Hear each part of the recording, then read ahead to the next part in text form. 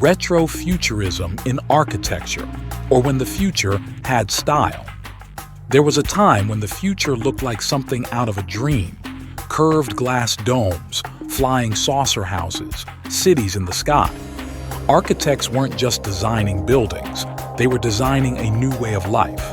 But somewhere along the way, that future never arrived, or did it? Today, we're diving into Retro-Futurism in architecture, a movement that captured the optimism of the mid-century and shaped some of the most incredible buildings of the 20th century. Think of the sleek minimalism of the 1960s mixed with sci-fi dreams of tomorrow. Cities filled with floating homes, curving highways, and gravity-defying structures. In the mid-20th century, technology was advancing fast. The space race was on, atomic power was the future, and architects believed that we'd soon be living in orbiting space stations. That optimism shaped the way they built homes, offices, and even airports. Some of those buildings still stand today, reminding us of a lost future, the one we never quite reached. One of the most famous retro-futuristic buildings in the world is right here in Australia, the Sydney Opera House. It might not seem futuristic today, but in the 1960s, this was straight out of science fiction. Designed by Jorn Utzon, its sweeping, sail-like forms weren't just about looking beautiful. They were about creating something completely new, something that had never been built before. It embodied the era's fascination with organic, futuristic forms, much like the spaceships and floating cities seen in mid-century sci-fi.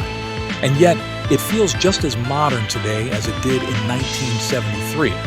That's the power of retro-futurism. It never really goes out of style. But what if we actually lived in UFOs? In the 1970s, Taiwan experimented with just that. The Sansi UFO houses were meant to be a futuristic holiday resort, inspired by the growing obsession with space travel.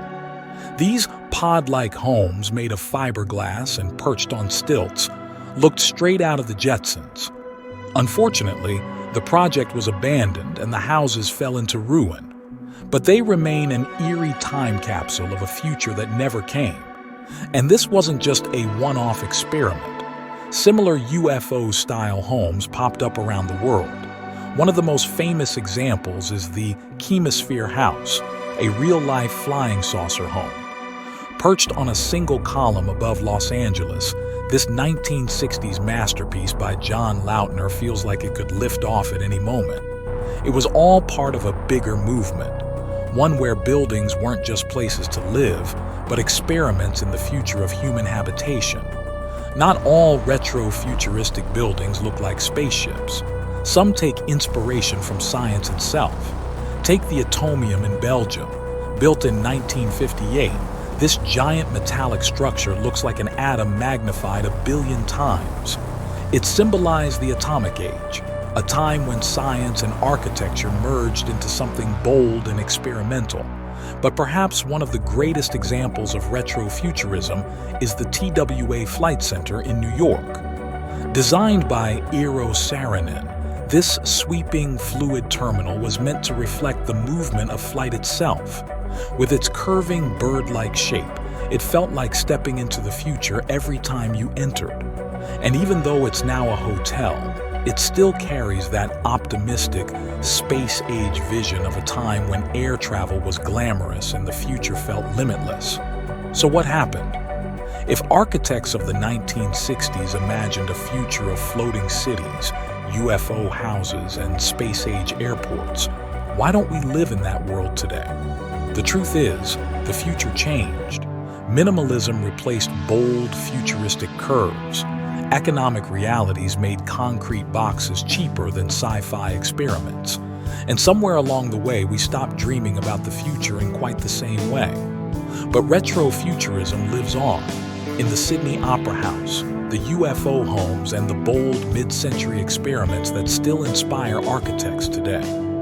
Maybe the future we imagined isn't lost. Maybe it's just waiting to be rediscovered. What do you think?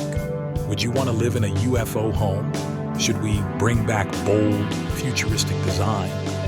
Let me know in the comments, and don't forget to like, subscribe, and hit that bell for more deep dives into design and architecture. See you in the next video.